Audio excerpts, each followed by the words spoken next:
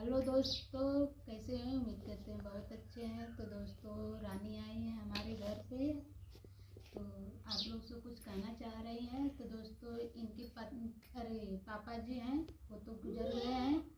दोस्तों, ये लोग 5 बहन हैं, 2 भाई हैं। अभी छोटे छोटे भाई हैं। तो दोस्तों, ये लोग को थोड़ा आप लोग सपोर्ट करिए। अपना चैनल का नाम बता दीजिए। नमस्ते दोस्तों, कैसे आप सब? आई होप कि आप सब बहुत ही अच्छे होंगे। तो मैं भी अच्छी हूँ। मैं आई हूँ उनके घर पे, आज मेरा काम था इसीलिए। तो मेरे चैनल का नाम रानी यादव ब्लॉग है। मेरी इंस्टाग्राम की आईडी रितांशु यादव 3341 है। फेसबुक पे भी रितांशु यादव है। तो आप लोग जाइए और सर्च करके देखिए और सपोर्ट करिए प्लीज़। तो हाँ दोस्तों, ये लोग 5 बहन हैं, 2 भाई हैं। तो जो इनके पिता थे वो तो गुजर गए। अब इन लोग को बहुत मजबूरी आ गई है। तो दोस्तों, ये लोग को चैनल के थोड़ा आप लोग सपोर्ट करिए। और फुल वीडियो देखना है तो सुमन यादव 520 इनके